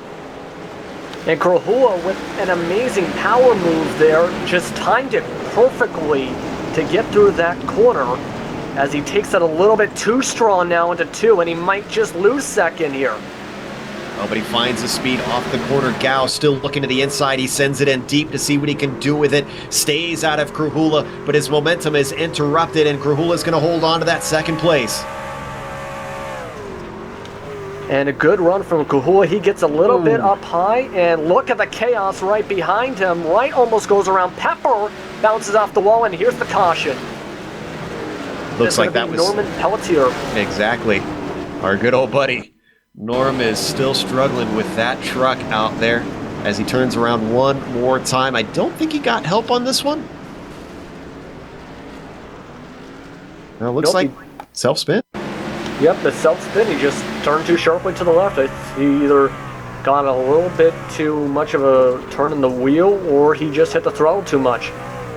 Ooh, that heavy right foot. Every racer has the temptation to use it. It isn't always your best friend as the number 56 gets sent back to the end of the train for this restart. Ward was not able to be overtaken. Can James Krahula do anything now from this 2nd spot? He's been an exciting driver tonight out on dirt. We talked to him a little bit before the race, Justin. He didn't seem to feel very confident about a win here. Yeah, he felt like he was going to get involved in an incident early on, because that was kind of the case with Eldora. He got involved in a couple smaller of the incidents. So he's definitely showing a much better showing than what he was expecting, which is a good thing. So I guess he figured out what to do and get it dialed in, as avoided all the chaos around him. It's now just a matter of getting a good restart. Because we've seen on the restarts that still Jeff Ward has struggled a little bit. All right, we've got Brutus coming back out on the track as Derek Paulson is going to get our Coastal Safety Auditor's lucky dog for this yellow. And he's going to go from 22 laps down to 21 laps down. And that might actually help him, as I think that just got him a position past Tyler Dalton, who's still in the pits. So yes, that's one more position gain. They are too wide, so green next time by. Pace truck in as green flag is out one more time. What can Jeff Ward do? Krahula with a fantastic start on the high side. Can he carry the momentum? Ward is caught up in the traffic down low. James Krahula to the lead with Ricky Harden now in a second. And 3 wide behind them. And a great move from Kahua, as it looks like we got a little bit of bumping and we got an air caution. And that is was Gao? Oh, no, Pelletier as well as McQuiston all around. You're right, that was Collins. He had some help though. Billy Tungate to the low side went all the way up the hill. You can see, gave him a good thwack to the side. And Billy Tungate, unfortunately for everybody else, is the only one that got through that mess still running. Well, there's throwing into the corner, and then there's this.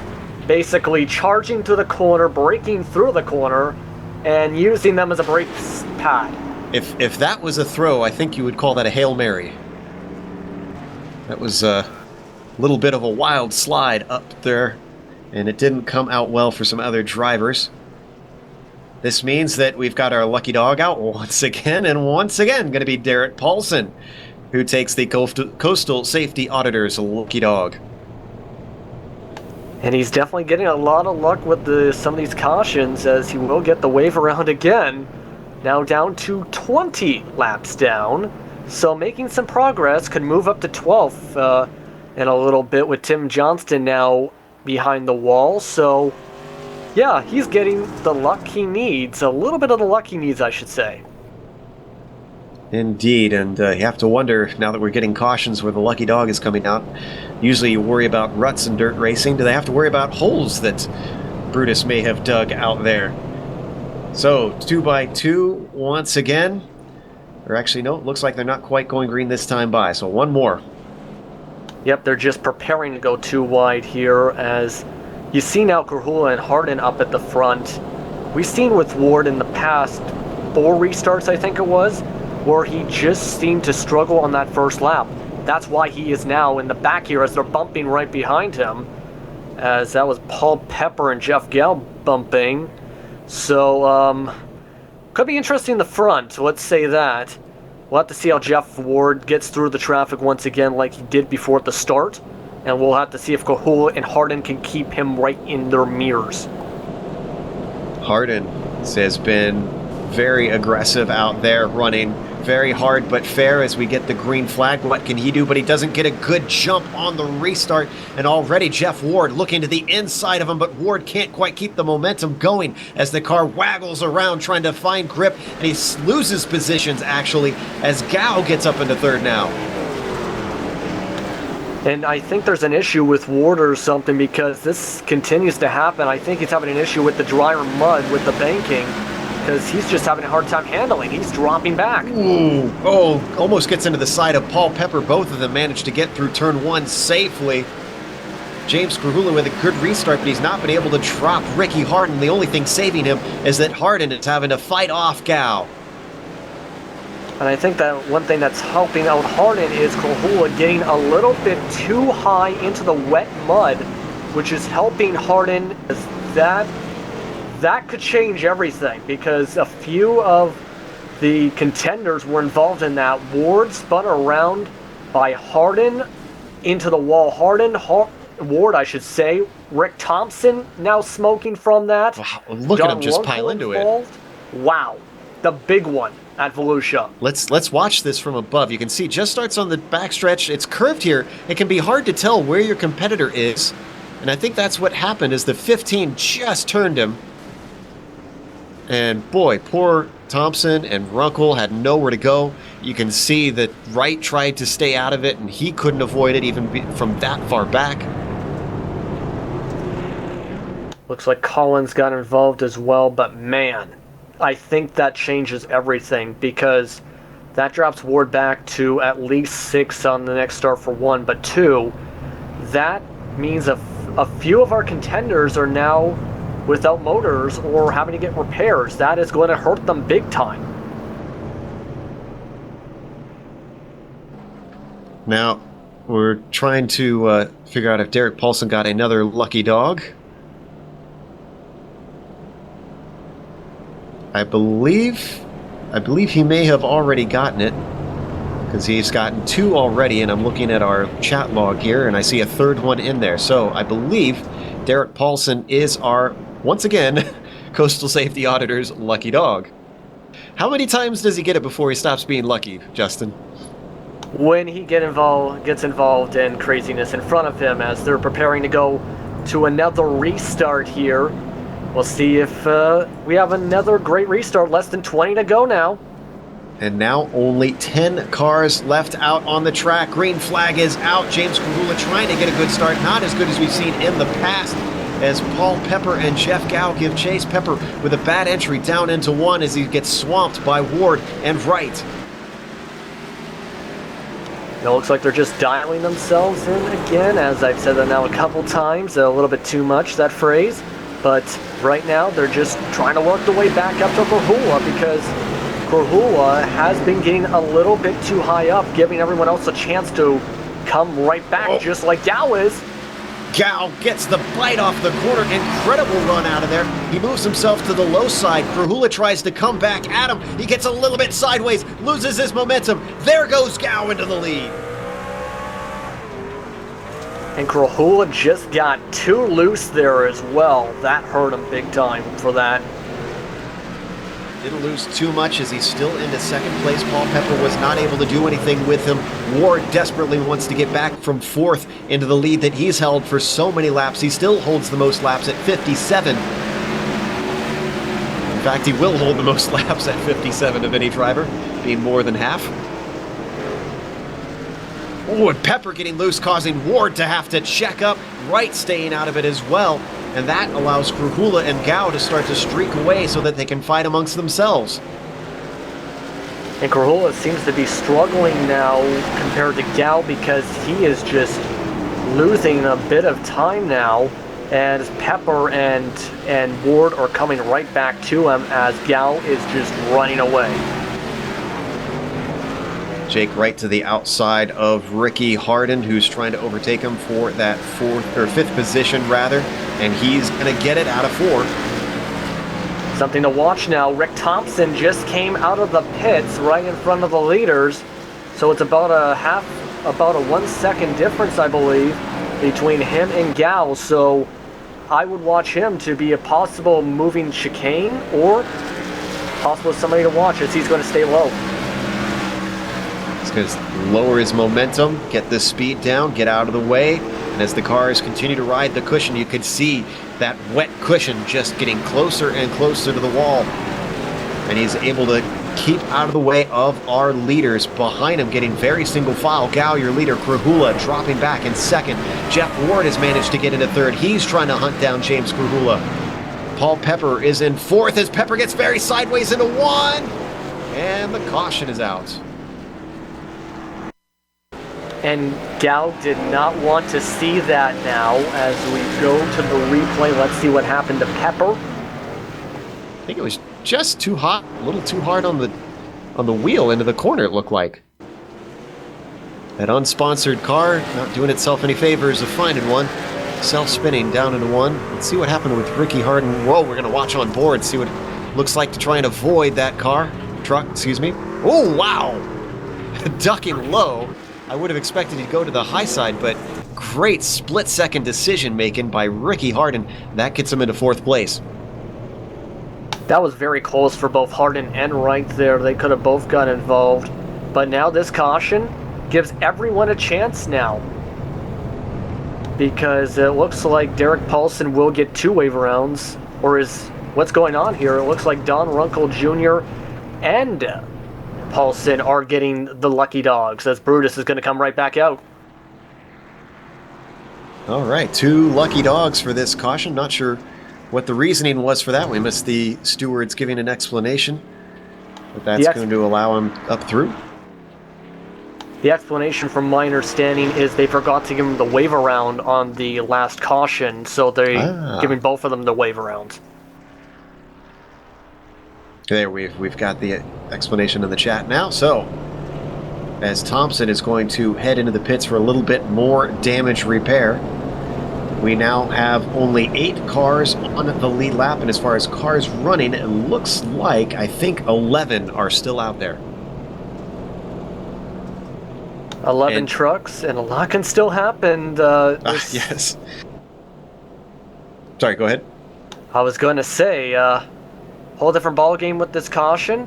We'll have to see who has the right momentum through this. Gao, what can he do with 7 laps to go? Green flag is out, tries to get that truck spooled up. The number 92 does get into the lead over James Grahula. Grahula dropped back last time. What's going to happen this time? Harden coming up close behind the tailgate of the number 4. Grahula swings a little bit wide. Harden tries to get the momentum off, but doesn't have it.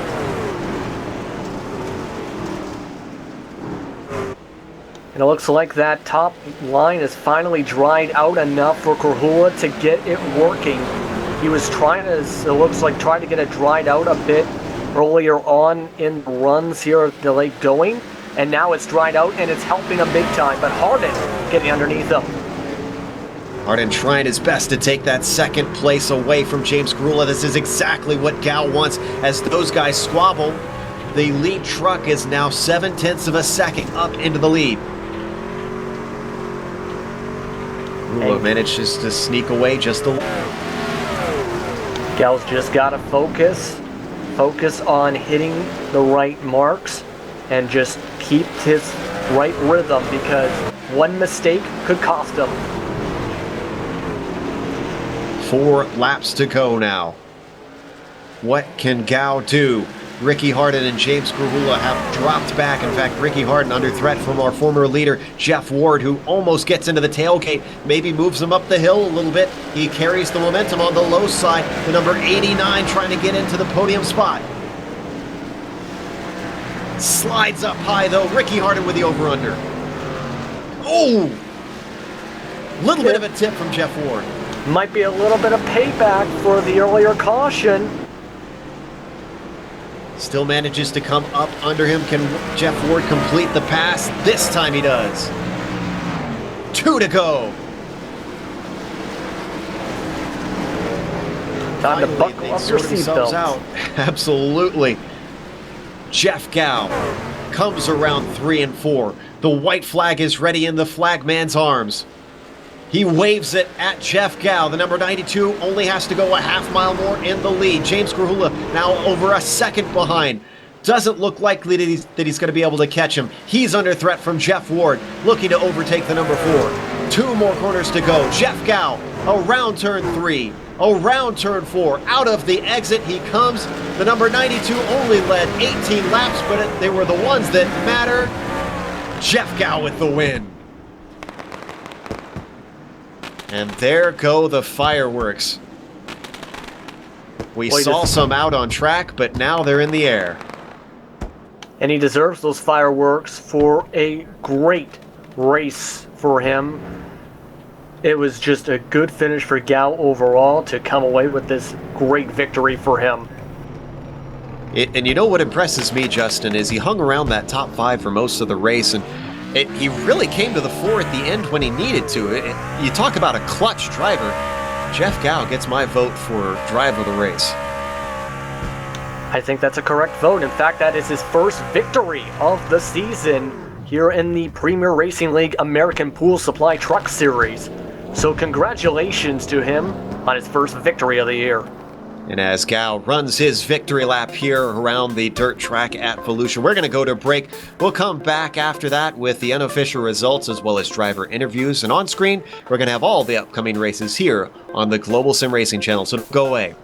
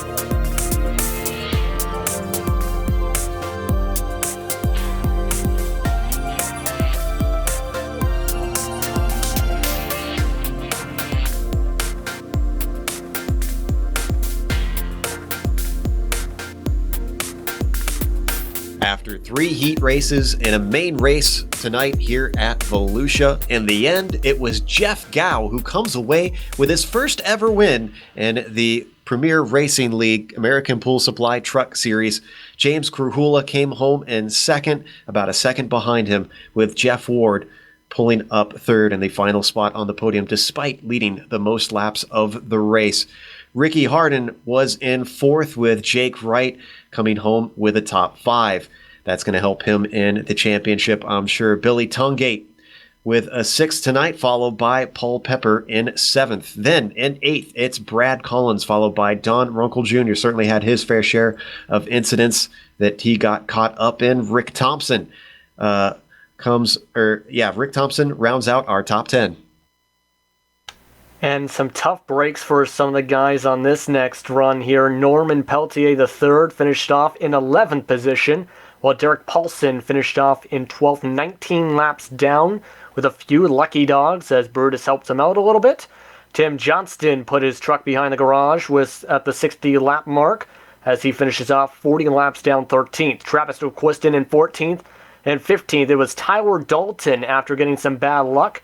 Devin Cannon finishes off in 16th, 81 laps down. And after that first lap incident, Todd Kirkwood and Jonathan Lawrence round out the field 17th and 18th, respectively.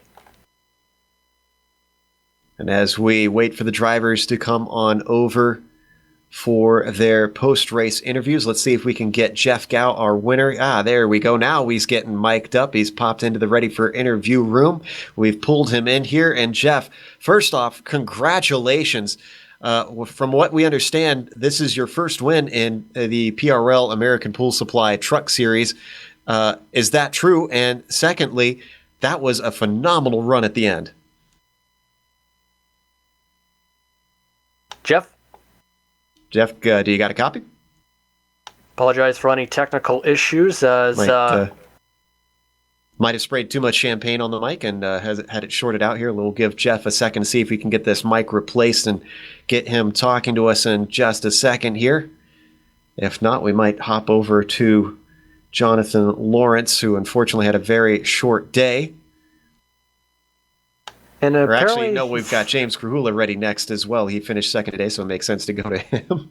All right. Yes, it does. Looks like Jeff has got to work on getting the entire mic system replaced there. He sprayed way too much champagne on it. So let's go to James Krahula, second place finisher.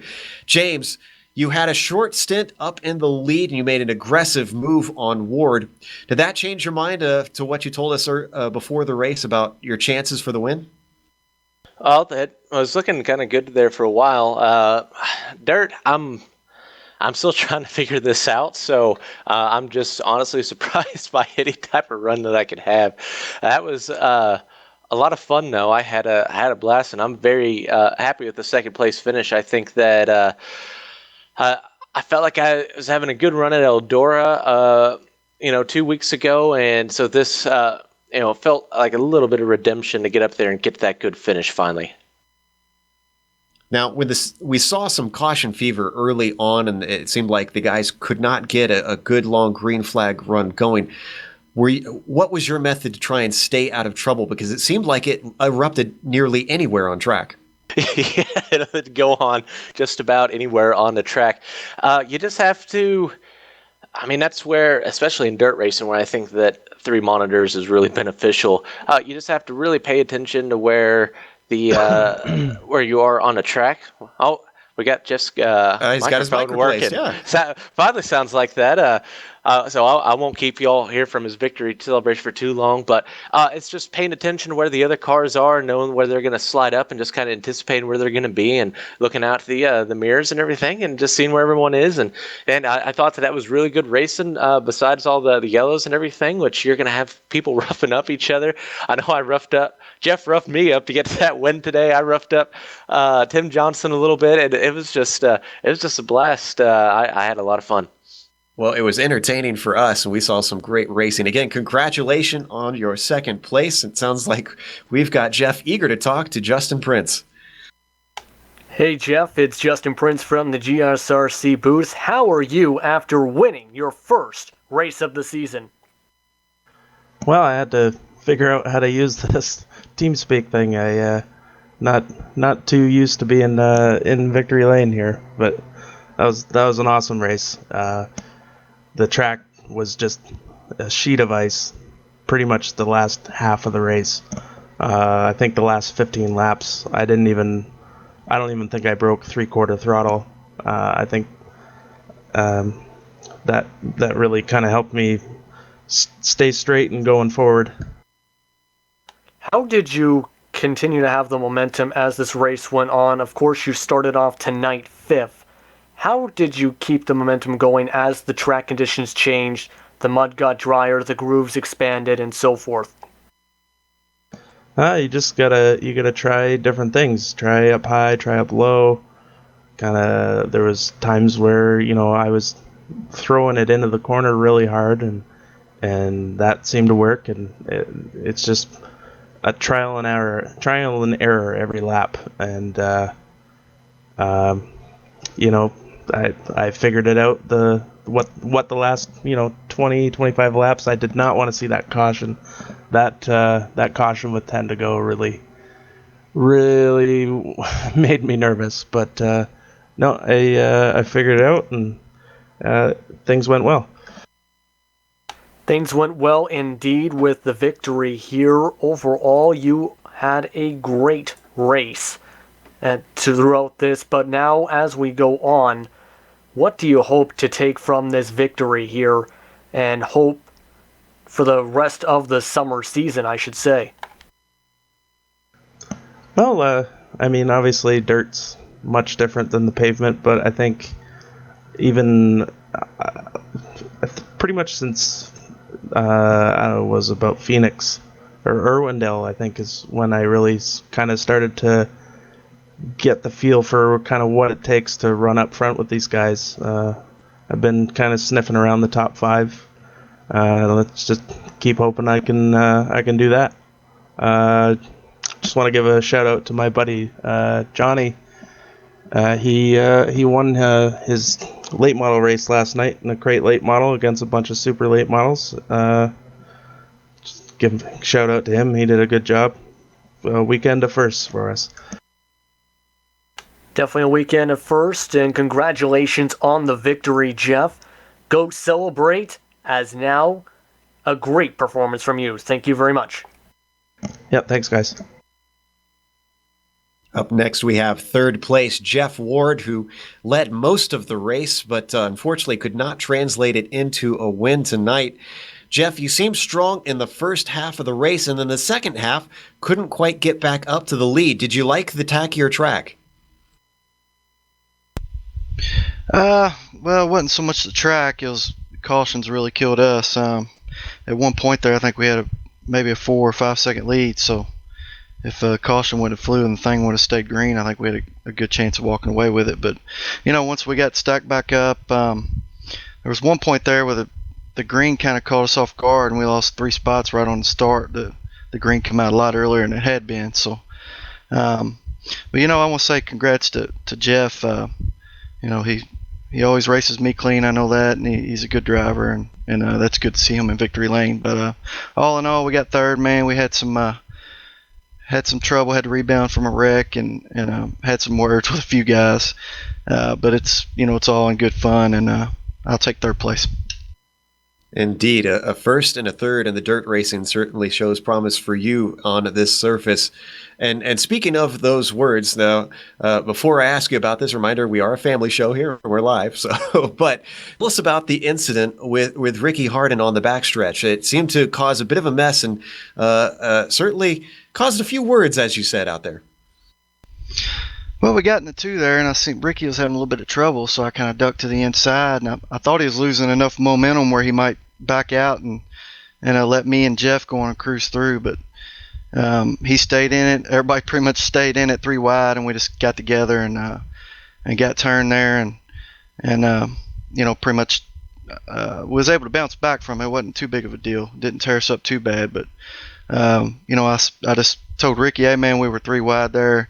Actually, when I went back and looked at the replay, it was a little bit of both our faults. So we'll just let bygones be bygones, and we'll move on to the next one. Yeah, hindsight always seems to play a part in how we see accidents. But again, congratulations. Third place is definitely going to help you in the championship, and nothing to be ashamed of after a win at the race prior. Yep. Thanks, guys.